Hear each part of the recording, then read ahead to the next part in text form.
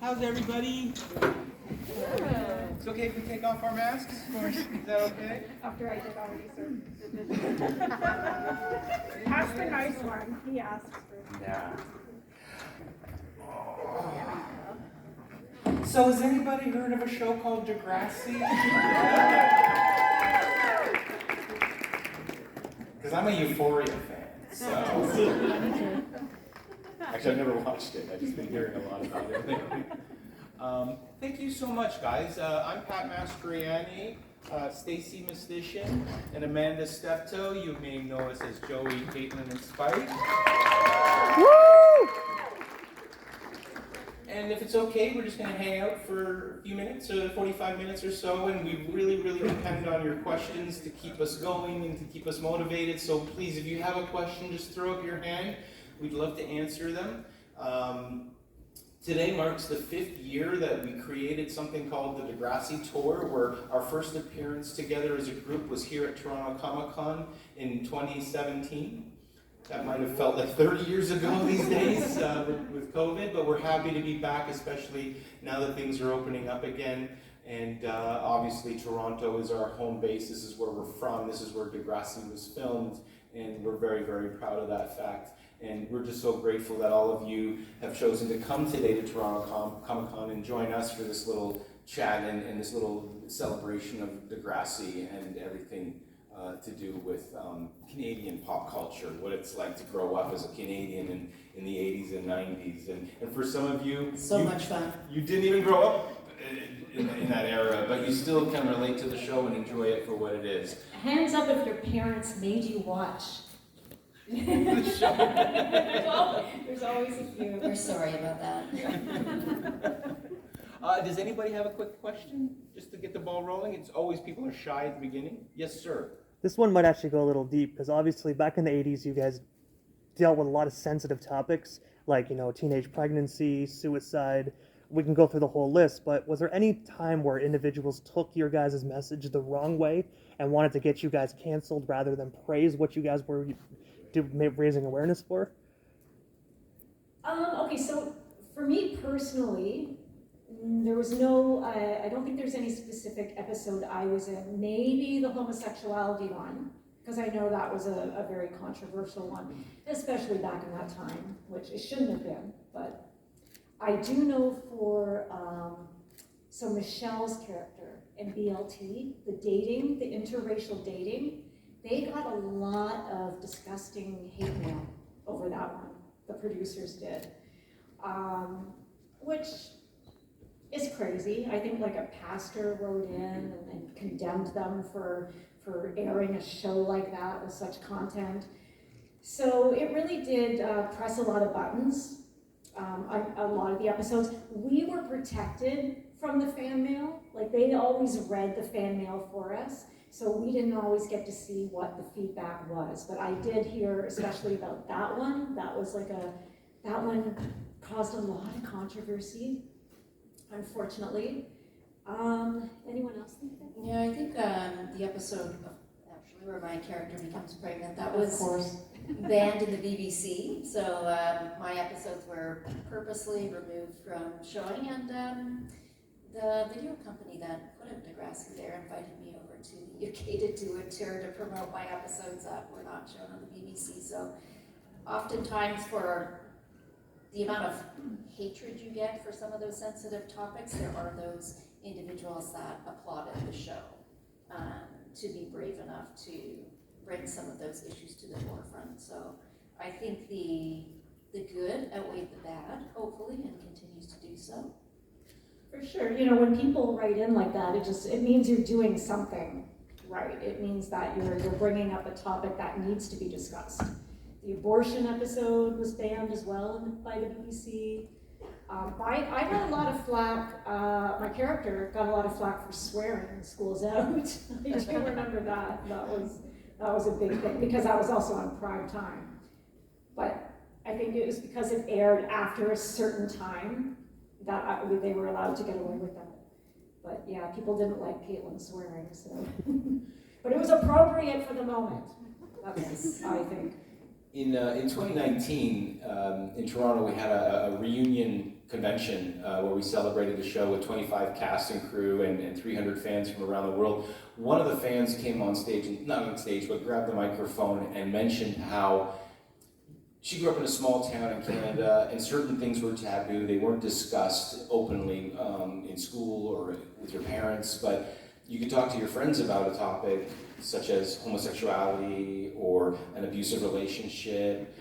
It would start a dialogue because it was on the show, and she said that because it was on the show, it was okay to talk about it. And it was almost like a water cooler thing where other young people who didn't really have anyone to talk to at least had the show as an excuse to talk about that topic. And I think that was one of the things that Degrassi meant most to most of the fans that are still emotionally connected to the show all these decades later, is that it made them feel like they weren't alone. And that was kind of the mandate of the show, was to say, hey, we're not here to tell you what's right or wrong. We're not here to make your life better overnight. This is your journey, but here is someone who might be going through a similar journey and make you feel less alone in the world. And that's what a lot of the fans that we met at Palooza kept reiterating time and time again, that the show helped them through those times. So that was a good question, man. It was really deep, heavy. I really set the mood. You did. Any other questions real quick? It doesn't have to be real quick. Well, no, not real quick, but I'm hoping somebody be excited to throw their hands up. Yes, sir. This is a question for all three of you, okay? No, just one. All together. You must choose. Choose wisely. How did you find out about the audition for Degrassi at your time, and what was the audition process for all three of you, and how did you guys get the parts for your characters? You have 3 hours? Is that okay? Okay, I'll go first. So are you talking about Degrassi? So I started on Kids of Degrassi Street, but for Degrassi Junior High, they already knew me from Kids of Degrassi Street, but they had us re-audition, and they'd asked us if we wanted to play a different part, a new part, and most of us did. I think everyone except John Iowanu, who had played Pete, Kids of Degrassi Street, wanted new characters. And so I actually auditioned for the character of Annie, who I don't know if she was more like the Stephanie K character. Well, no, she was like a rebellious character that only lasted like 1 or 2 episodes. Remember with the red hair and she had a beret? She didn't last very long. Anyway, I auditioned for that character because I thought she was a lot more fun and rebellious. So I got a part in the new show. I didn't get to play that part. And I actually didn't even get a character fully developed until a few episodes in. I was kind of peripheral in the very first season, and while they were actually working on creating a character for me, who was originally named Amanda before she was named Caitlin. But anyway, so that was my experience. For mine, I went to Etobicoke School of the Arts, and I happened to walk by the principal's office, and there's a board with flyers on it, and it was an open audition for anyone of a certain age, didn't need any acting experience or anything. It was one of those where you just have your parents take a picture of you and write in a letter. And I remember my dad saying, you can't wear your hair like that, because I used to have spiked hair, and that's the way I wanted to audition for the show. And my parents were like, you're never going to get on TV with hair like that. Ever. Don't do it. But lo and behold, I got called in for an audition, and because Spike wasn't a character at that time, I actually auditioned for Stephanie K, which seems not appropriate and probably why I didn't get the role, but I was part of the initial, what do we call it? Our troupe there. Yes, that's it. Can't think of the word. Repertory of about 30 maybe individuals. 60, I think, at the beginning. Something There like was that. a lot of us. When we first auditioned for the show and did workshops before they actually casted for the show, we spent 3 weeks just kind of after school with each other learning how to act, how to play a character, and we would practice. And these workshops were being held, and they only had maybe 6 characters for the full show developed at that time. It was Yick, Arthur, Joey, Stephanie K, Vula, and Annie, the one that you auditioned for. So really, all the characters were developed from those workshops and integrated into the first season of Degrassi as the show went along. So your first few episodes, it was very Stephanie K heavy, Joey heavy, Yick and Arthur heavy, and then as the series progressed, they went, well, we're going to develop this character, we're going to develop Snake, we're going to develop, Caitlin. And they kind of took some of our personality traits that we had at the time and incorporated it into our characters. Obviously, Amanda was not a pregnant teenager, but they knew she could pull off the role. So, and I think they wanted to give it such a unique look for a young girl to be that pregnant character. Not your typical, woe is me. So I digress, but yeah, the characters were really developed as the show was being produced and filmed. The workshops were a way for them as well to kind of figure out who they wanted for each part. So they were watching us as we were going through these workshops, all these exercises and acting training, and kind of saying, oh, I could see him as Joey, I could see her as so-and-so, or we like this person, maybe we'll write a character for them. So it was kind of a way for them at the same time to figure out who could do what.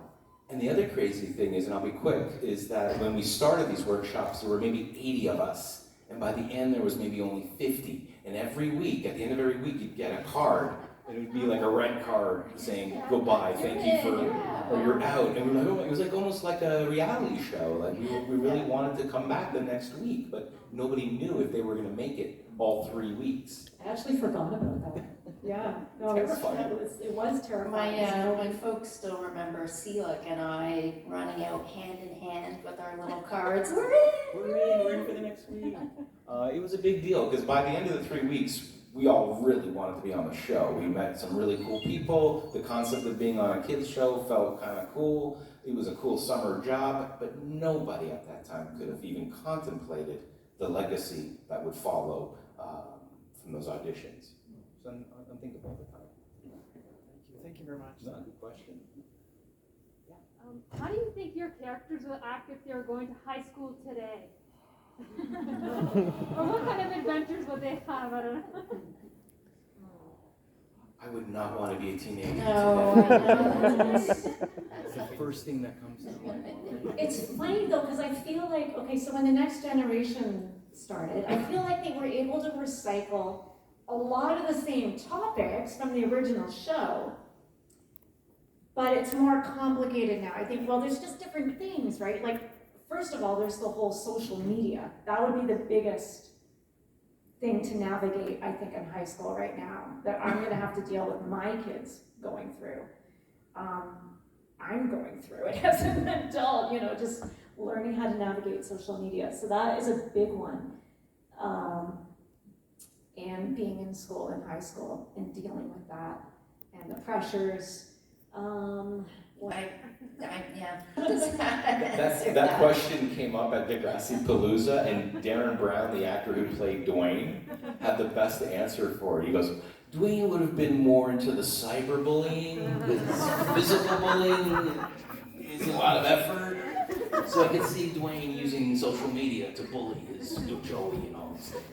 So, yeah, I mean, I pride myself that our generation that grew up in the 80s and 90s was really the last generation of the analog generation, and that there'll never be another generation like ours.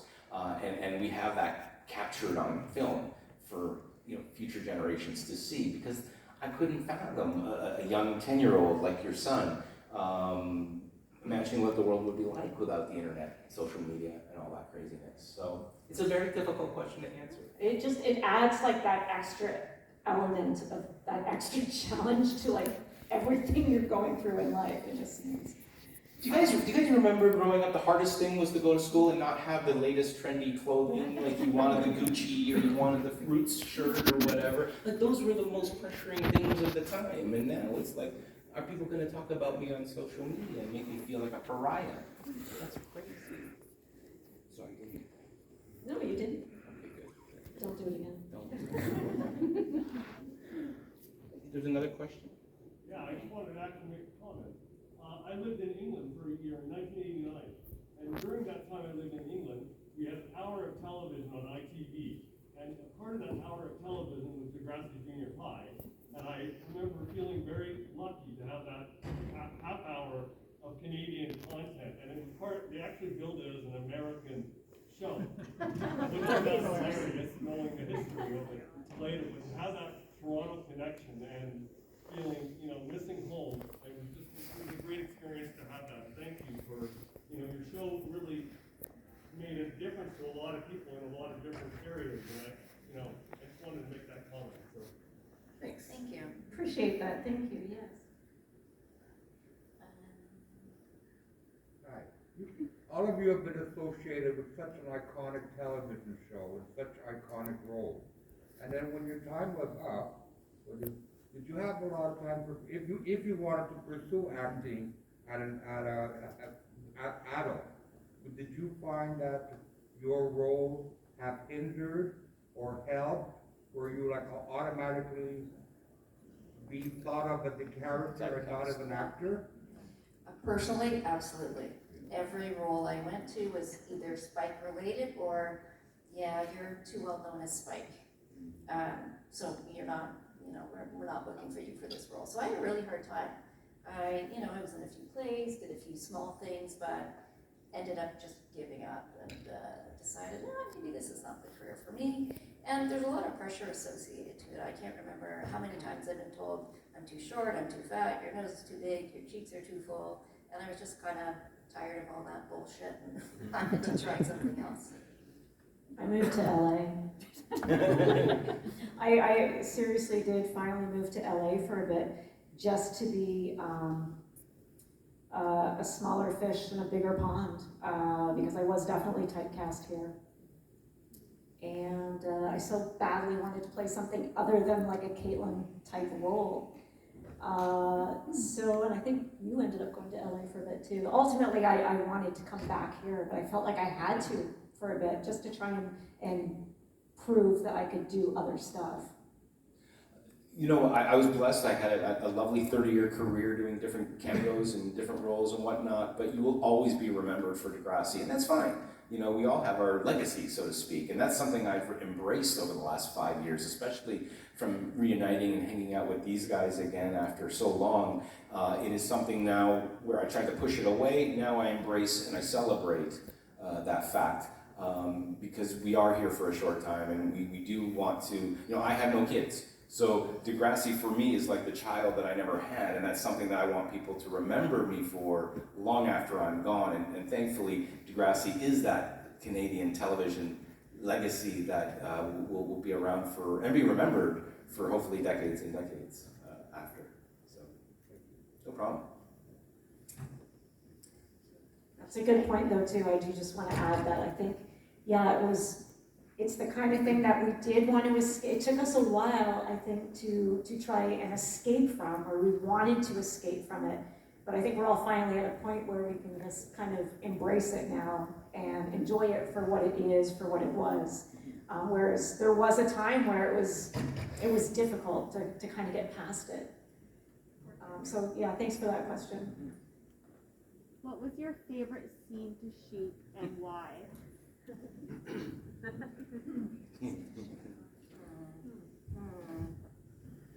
For me, it was anything with action. I feel like we were always like in the school. We were always kind of like in the same location. So anytime we got to do like a location shoot or something outside of the school, that was exciting. And when I got to climb the barbed wire fence, there was an episode where we get caught spray painting. That was like exciting for me. That was like, I get to do an action scene, it wasn't really that much action, but it was the most action Caitlin got.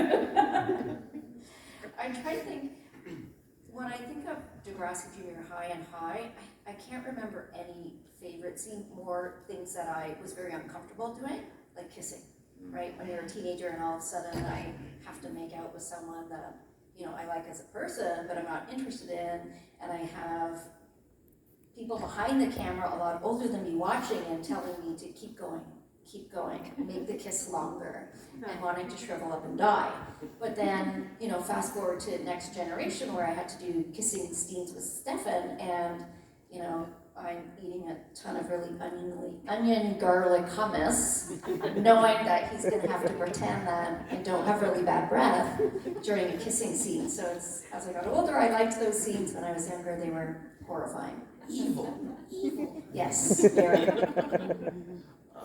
So many fun scenes, so many things to remember and look back fondly on. There's not one specific moment. Schools Out for me was definitely the pinnacle of my experience on the show. Stacey and I got to spend weeks and weeks together creating a story arc that took place over a 2-hour movie.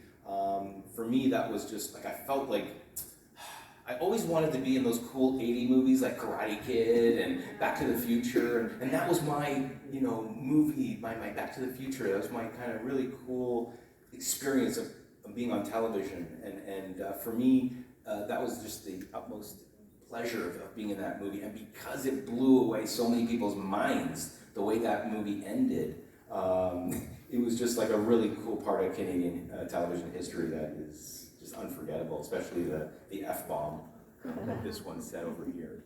Pat also has a thing about being naked on the show. Oh, so yeah, I know anytime that I we can. always ask the producers if they could make him like strip down or streak in the cafeteria. Even when I wasn't working, I would just do it. I love being naked. It's like, oh, there's Pat again.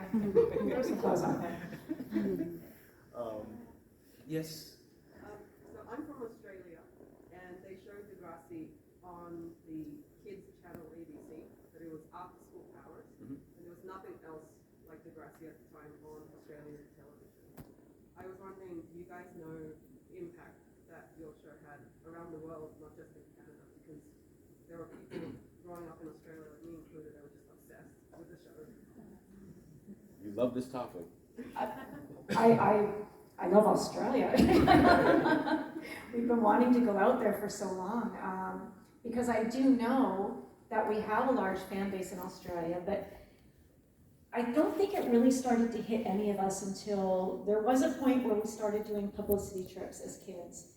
And, they would take us, Pat and I got to travel, you got to travel too, separately because we didn't have a lot of scenes together, but we would all get to travel. And I think that was the first time, probably around like Degrassi High, is when it really started to sink in that the show was being viewed as much as it was. It still never really hit us like, we couldn't have known like that the show would live on as long as it has. I don't think any of us could have predicted that at all.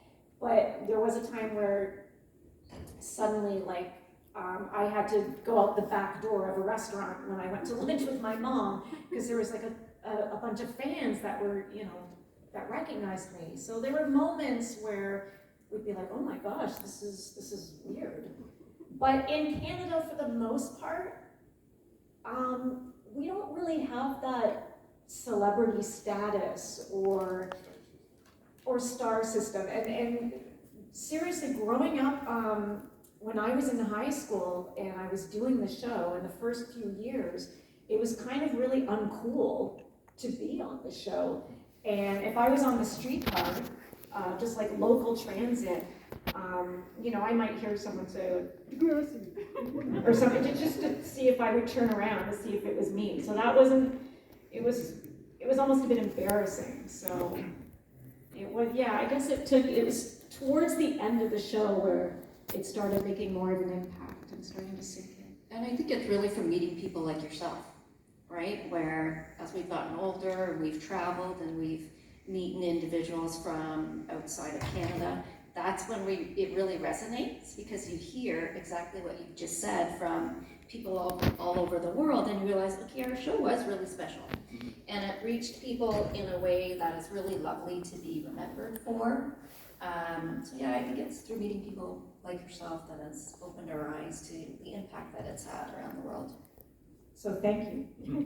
Yeah, well, that's the thing about social media, right? I mean, we've all embraced it now, and we've met so many people online who tell us daily, the show made an impact in my life, and this is not that we seek and crave this validation, but it's nice to get that applause at the end of a performance when you do a play. You bow and you say thank you.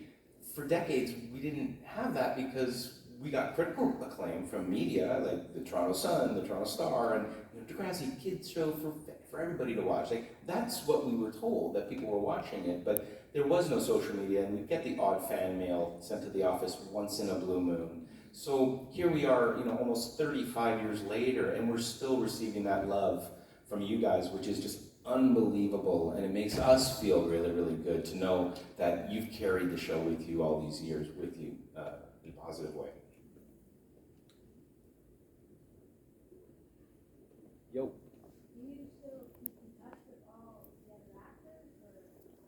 They're all at my house right now waiting. Wouldn't that be cool? Again, social media allows us to stay in touch. Most of us are on Facebook, and some of us are more engaging than others on social media. Oh, you're pointing it to me as if I'm not, because I am not. But you're trying. But you're trying. And some of us are at different levels with social media, but yeah, it helps. And Pat organized Degrassi Palooza recently, which was actually a reunion for a lot of us. A lot of us hadn't seen each other for 25 years since the show had ended. So that was a really special moment for a lot of us to reconnect, because everyone went their separate ways after, for the most part, and it was just like a handful of us that kept in touch long term. So yeah, that was our chance to kind of reunite. Like some of us, I know Stacy and Amanda are buddies and have kept in touch over the years. Silak, who played Yik Yu, is my best friend. He was the best man at my wedding. I was the best man at his wedding. Some of us kept in touch, but then there are some others that really pulled back and wanted to stay away. Like, for example, the young girl who played Melanie, Sarah Ballingall, she left and never wanted anything to do with the show again, and the cast and the crew. She had a very bad experience with a fan that actually made it into the media back in the late 80s, early 90s. Arthur Kowalowski, I reached out to him to see if he wanted to come and do the reunion. He had no interest. Same with Simon, who played Alexa's boyfriend. Some people are just over it, and just, that was a nice moment those few years, but I'm done, and I'm just not interested in revisiting. And then there's some others that are just wonderful and really are embracing the whole nostalgia of it all, because we're all now hitting 50. I'm already there and past it. But we all are hitting that age where we're looking back to a simpler time and not an easier time, but we were in a different headspace back then, and things can get kind of crazy. We live in a crazy world right now, so it's nice to look back when things seemed simpler. Yes, go ahead. Oh, Sorry, who are you looking at? I'm sorry. I was looking at with the E. Yeah. I can't read the rest of your sheet. It's Electric Circus. Oh, very cool. Nice. Nostalgic. Yeah. So I want to start off by saying you're also iconic, and thank you for all that you do. And just, it makes me sad, Amanda, that you say that you were typecasted, because I love Spike so much as a character, but I wish that you got more chances, because you're also like such an amazing actress. My friend Brayden and I, who's in Edmonton and couldn't make it, talk about how your character is like, it was the first time that I've ever seen someone with that kind of aesthetic have so much just like so, for lack of a better word, like mature and like earnest and like kind of like the heart of the show. So anyway, besides that, like me praising you for all the amazing things that you are, we kind of have like a side joke of like, we kind of create our own lore for the show. So we kind of have this idea that the character of Emma is actually the villain of Degrassi Next Generation. Like Miriam's iconic, also a great actor, but Emma herself, we like kind of start her lore as being like Egbert, like in Degrassi Junior High, like that was eventually going to be Emma. So with that information in mind, how does it feel to have portrayed like a really good mom who tried her best to a villainous character? So hypothetical. Yes. I would see motherhood as being trying to get her to change her ways, and there would be those moments where I would reach out to her and she would drop her villainous facade for that brief moment. So you think that she's done that 180 shift, but then breaks my heart over and over as she returns to her villainous ways. I really like that. Thank you for entertaining that idea. And she blames it all on Shane. What's his name again? Was Shane, right? Yeah, Shane. sure. I don't even remember half the stuff anymore. Thank you. When it came to the next generation, when you guys revisited the characters, did you guys have as much say in their lives the way that you did in the original series, and like what the story arcs would be and stuff like that? No. You're killing me with that question. Go ahead. No, you take it. I felt they ruined my character in the next generation. It's something that has been eating at me for years, especially when we jumped the shark with Kevin Smith. I've bitten my tongue for years about it, and at the end of the day, you know, Yan Moore, who was our head writer for junior high and high, he even said to me, I wish I could have written for the classic characters in the next generation, because a lot of these young up-and-coming writers, they were great at writing for the new young cast, but they hadn't quite understood the complexity of the Spike and the Snake and the Joey and the Caitlin characters. So they kind of made us two-dimensional for the next gen. We're to the point where filler, thank you, wallpaper, a justification for calling the show Degrassi by having us there. By the end of the 5th season, I was ready to go. And Linda, the producer, said, you know, you can come back for a 6th season. I said, no, I don't want to. The show has its legs. The young cast are now mature enough to carry the show on their own. I've done my job, but I just don't like what they've done with my character. And then I heard that, I guess my character moved to Calgary to live with his parents or something stupid. And then they brought back my young daughter as a new character when she became old enough to be a teenager on the show. I'm like, you missed the freaking ball. That would have been a wonderful reintroduction to the Joey Angela characters on the series. But they brought Stacy back for season 7, I think it was. No, they brought your character back to be that hussy that stole that girl's boyfriend. Dare you? How dare you? Season 6, right? No. She was innocent. Wasn't it Jesse's girl. I don't know. Yeah, it was 6. But I think it was 6. I didn't last beyond season 6. That was your last season? Yeah, Did you do the full I'm run? pretty sure. No, I think season 6. Oh, see, someone, yeah. What scene was I in? You guys It's are season more eight. I don't know. Stacy was in season 8. What? Yeah, Jesse, with because Ellie- Jesse's girl was the last one, I With think. Ellie's character. Yeah, In that was season 8. When she was in university. Thank you. Oh. Thank you. Okay, So they Pat did. was right, we were wrong. I'm secretly a huge fan. But see, it's funny with Caitlin too. Like Caitlin kept taking off different places, and then they just bring her back in for like when it was ideal. My character left a few times. Did you like the maturity of your character, though? Did you like that she became a famous journalist and Oh, I liked activist? that part for sure. Like that made more sense for Caitlin. But like you said, I mean, our characters weren't fleshed out the way I would have liked. But that's because it wasn't our show. It was, you know, we were filler essentially. So it wasn't as challenging or fun for us. And what about your character? Did you feel fulfilled by your character's journey in terms of adulthood? And Does this feel like a trap?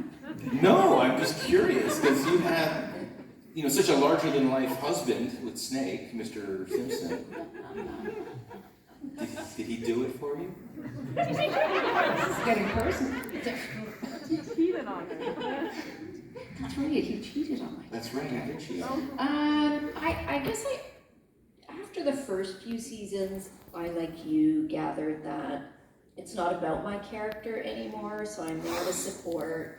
It does get disappointing when, you know, your husband's the principal of the school, your daughter's the star. There are scenes in my house, but I'm not there. It's kind of weird, but Yeah. you know, it is what it is. And you had a baby and everything. What happened to Jack? I don't know. What happened to baby Jack? I don't know. Was it Snake's or was it Joey's? Oh, there's So a many spin-off. things. See, there were so many ways the writers could have gone with this. Yeah. So many ideas. It gave us a chance to come back and relive our childhood, which was wonderful. But again, the show had become so mechanical, slick, very 90210-ish, which was something we fought against so hard in junior high and high. They embraced it this time around because they wanted to make the U.S. networks love the show that much, and Noggin in the U.S. was just like, make it slick, make it stylized, make the actors beautiful, well dressed, and all these things That was a change from the earlier show. You know what I mean, right? We didn't try to, we had zits on the show, you know, pimples on our faces, and they didn't cover them up. And That's what happens when you share the same foundation with 30 young cast members. It was very modest when we created the series in junior high and high, and to have the next generation be so slick and polished made it feel just a little icky for me, if that makes any sense. But I still love it in the sense that we've talked about friendship. Stacy and I weren't very close in the earlier show because we never had scenes with each other, right? And it wasn't until the next generation where we started hanging out, and now we're the best of friends. So when I think of next gen, I wouldn't have been as close to Stacy as I am today without that. So there are blessings mixed in with the ickiness. And I do not mean to disrespect Next Gen, because I know that show spoke to a generation. And Stephen Brogan, who played Snake, he says it so eloquently that every generation deserves their version of Degrassi. You know, you have Stacy where she started at the Kids of back in the late 70s, early 80s. Is that, am I correct? Early 80s. Early 80s, and then you junior high and high in the 80s and 90s, and then the Next Gen, and then the next class, and then Degrassi by itself. I think it's been 25 plus seasons and over 700 episodes, and it is a voice for each unique decade. And each generation that grows up watching it has their version of the show. So I think Stefan is excited to see that there's a reboot for yet another generation. And what stories are they going to be able to share to that audience will be very interesting to see. Because it's a 1 hour drama, which is very unique, because Degrassi's always been a half-hour melodrama, or you know, this should be a very darker version of Degrassi, if I'm not mistaken. Yes, sir? Good question. I know you guys had a lot of controversial topics on the episode. Was there any scenes or episodes where your parents were in disagreement and wanted to pull you off the show? I love that. Mine, where my character's going to be pregnant. Yeah, my parents weren't really happy about that. Family members weren't very happy about that. And we even shot 2 different endings to you're going to correct me, it's late episode 6. Whatever it is. We actually shot 2 different endings. One where she comes out of the clinic, I'm pregnant, and one where I'm not pregnant. And I don't think it was really known for a minute there which ending that the producers were going to go for. Because again, there was a lot of pre-backlash to that particular storyline. So yeah, we shot 2 different endings. But that would be one where my parents were particularly not very happy about. We refer to Degrassi as a Canadian show, but believe it or not, PBS in the States was a huge part of the show being made, and we were obligated to not only respect the CBC and Telefilm Canada that put money into the show, but also what PBS in Boston had their personal mandates for their television networks. So there was, like you said, a balance that they had to figure out, and many of our episodes did get preempted on PBS because it didn't fit their mandate. My parents didn't care. I begged my parents to speak up for me to the producers when they asked me to do the walking calf naked scene. And my mom thought it was the coolest, funniest thing ever. And I'm like, what, Mom? I thought you'd have my back. She's like, no. No, boy, you have to show your cool to the world. It's such a beautiful mom. That was one of my most embarrassing scenes. 5 more minutes? That was a fast 45 minutes. Wow. Stacy Mustician talks a lot. I do, sir. Use your chance. Well, I had a question. I saw the Drake video, music video with the cast of Degrassi. Were you guys ever invited, or any of the others? Who's Drake? They filmed it on the Next Generation. I was just wondering, were anybody else also? No. No. That was a very secretive shoot, and Kevin Smith asked about us. He's like, why aren't Amanda, Pat, and Stacy here? I should have been nicer to the guy on set. Damn. I told him he was never gonna make it in the business, so maybe that's why I didn't want to. No, I think he really was just focusing on the majority of the next generation cast, and of course Stefan gets in there because he's the principal. He's Mr. Simpson, right? He really ran the whole gamut from the It series. probably would have done a lot better if we'd been in it, but Absolutely. he'll know for the next one. He was celebrating his version of Degrassi and his fellow castmates and honoring them in the only way he could, and that was by doing that really cool video. So, yeah, good for him. Next one. Yes, sorry. You had a question as well. Who created the Joey Jeremiah character? Believe it or not, they did, and it was right from the beginning. They knew that he was going to be a smart-talking, smart-alecky, troublemaking guy. And so when they were casting, they were looking not for a guy to be evil and mean and rude and disrespectful. They were looking for a character that was so insecure that the audience would see right through his charade, or charade, is that a word? No.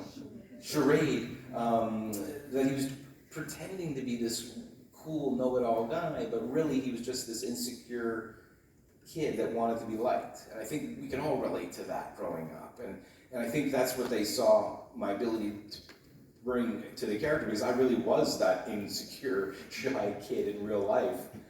And I just... But you were also really effing awesome at the role. I was just, thank you. But I literally would show up on set and say, how would Michael J. Fox play this scene? Honestly, he was my idol, and I looked up to him, and I respected him so much because he was this short little Canadian guy that was just awesome. It's true, I really can't picture anybody else playing that role. Stefan, who played Snake, auditioned for Joey. I remember the workshops with him playing the lines, and Shane, who played your baby daddy. I thought Shane was going to get Joey Jeremiah because he was this good-looking and all-American guy. I wasn't sure what they were looking for, but Linda Schuyler, the producer, when I auditioned for the original casting session, said, "Nope, that's where Joey." And they really kind of focused on me throughout the workshops to bring something to the character that maybe I didn't quite understand. And again, this was a development process over seasons. We all were learning how to act. Maybe not so much Stacy, because she had all that experience in junior high. We were always learning. But yeah, we spent years on set learning how to play our roles and how to act as the show grew as well. And they utilized that. They saw that certain actors could carry certain performances or storylines, and they would approach and say, do you feel comfortable doing a storyline like this? And the actor would be like, absolutely, I want that opportunity. Like, you would fight for the meaty roles because you wanted that. So yeah, it was a fun, neat experience. I think we got one more question and then we're gonna wrap it up. The lady that I've been staring at this whole time. I feel like Yes, this is just you and me, no one else. Just you and me. Thank you, Stacy, for resolving the mystery of why the kids of Degrassi showed up with different names, because that always bothered me. But I wanted to know, when was the last time that Remedy played together? I swear you get asked that every time. No, dude, no, that's a real thing. Degrassi, The Next Generation, we were all in the bowling alley. Snake got diagnosed with cancer, and Joey got Wheels to come and kind of speak to him, and then we were driving home in the red convertible, and we were all singing in the car. That was literally the last time we were all together, the three of us, and singing that song. And it's captured on camera forever, which, man, that song. As soon as I read your names on the schedule, I was singing. All right, well, you know what, guys? Thank you so much. We appreciate you sharing this time with us.